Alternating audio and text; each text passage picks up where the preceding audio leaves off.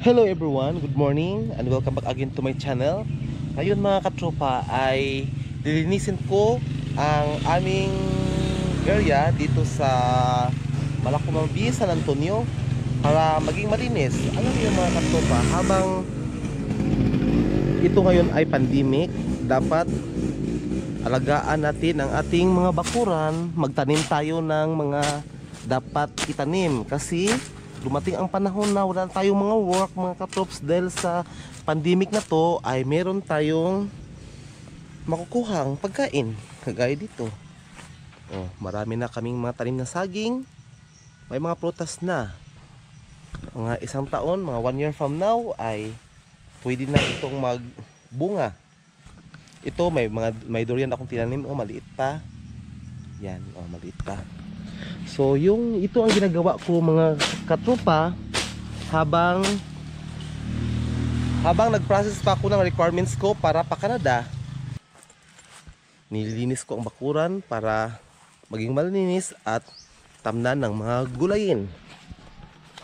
Kasi mga katropa, ngayon pandemic na ito, kailangan talaga natin na magtanim ng mga gulay at saka prutas, kasi pagdating ng araw ay tayo din ang makikinabang. So ito, linisin natin. Yan. Kasi kailangan talaga natin itong linisin mga katrops para malaya ang natanim nating tumutubo. Hindi sila sa Bisaya pa, di sila matabunan. Kailangan linisin din natin ang mga saging. Kaya ganito, yan. Tanggalin natin yan para ang mga saging ay malinis. Yan. Kailangan mga katropa, habang nandito tayo sa Pinas, yung mga nasa Pinas na, dapat tiyaga-tiyaga din. Kailangan sanayin ang sarili sa bundok, huwag puro sa syudad. Kasi kung sa syudad tayo mga katropa, hindi masyadong mapabuti yung katawan natin, lalo na may edad na tayo. Kailangan natin may farm, may sakahan tayo. Yan. Kasi kung lagi lang tayo sa syudad mga katrops, wala tayong ginagawa, ay bali wala din. Okay guys, dito kami magtanim ng sitaw. Ito sa lawak na to. Dito tamnan namin to ng sitaw. Yan ang similya ng sitaw, yan. Ito, Kaniko seeds. Ito ang pull, tinatawag na pull sitaw. Dito, paano ba itanim ang sitaw? Yon. Una, maghukay kayo dito ng kunti lang. And then, sige, mapakita ko sa inyo mamaya kung paano itanim ang sitaw. Kasi while habang medyo maulan-ulan pa ang panahon mga katrops, dapat natin ang panahon. Huwag natin sayangin ang panahon kasi ngayon ay may maulan-ulan. Kailangan natin magtanim para sa darating ng panahon may ma-harvest tayo. Alam niyo katropa, ay dapat yung ginagawa nating paghuhukay, lagyan natin ng matataba na lupa bago natin ilagay ang similya ng sitaw, ang buto ng sitaw. Dapat lagyan natin ng matataba na lupa, ganyan. Yung hinuhukay. Yan. Tapos kailangan may dito namin ilagay. Tapos ipapakita ko sa inyo mamaya kung anong procedure mga katrops. Ito ang pinaka-simpleng pamaraan ng pag-garden. Pero bis lang sa akin yan. Iwan ko sa iba. Basta sa amin lang yan.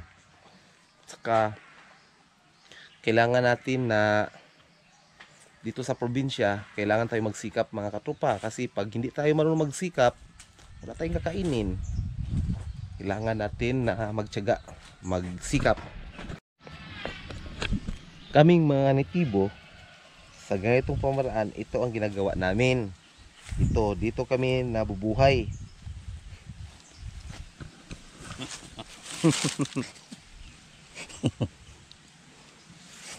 Yan.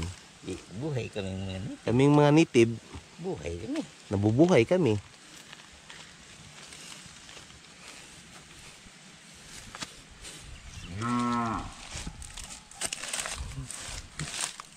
So, oh, yan.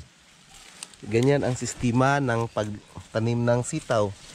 Ito ang pamaraan namin ng mga nitibo Dito sa bukid. dito sa bukid. Gusto na namin ipakita. Gusto na namin ipakita ang mga estilo namin mga nitibo dito. Kami mga nitibo, ipapakita namin ang estilo namin sa yung pamaraan namin sa pagtanim ng mga gulayin.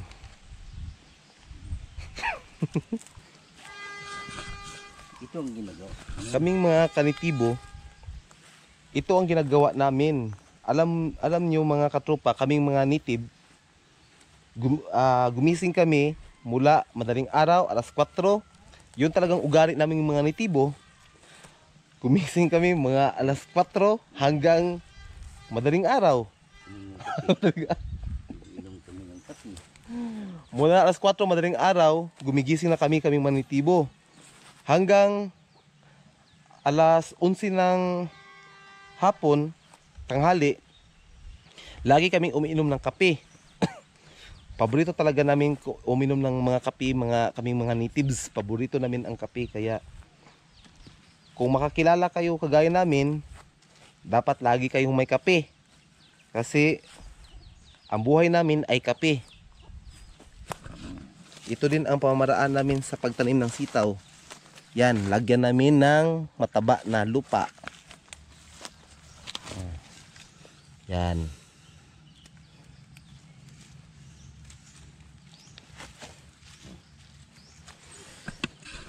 May barak tiwas. Ano man na. Kasama kami ng papa ko. Mga puro kami mga native. Yan. Taga-kuan kami. Taga-kanaan. Taga Kanaan. Mga pure mga native talaga kami mga katropa. Para kuan bitaw. Kuan bitaw sila. Ipapaalam namin sa inyo mga katropa, ang itong ginagawa namin ay parang libangan lang namin tong mga native. At saka wala kaming masyadong kaalaman about sa mga pang-agricultural technology kasi nandito kami nakatira sa bukid. Wala talaga kaming alam, kaming mga native. Para kaalaman na lang ito. Itong ginagawa namin ng mga native para lang mabuhay lang kami na mayroon kaming hindi na kami bumibili ng gulayin. Ito na ginagawa namin. Ayan. Okay mga kapwa ko nitibo, thanks for watching. Sana nagugustuhan nyo ang ginagawa ko ngayon. At sana napapanood nyo. At okay mga kapwa ko nitibo, fighting. Advance Happy New Year. Thanks for watching. Until next vlogs.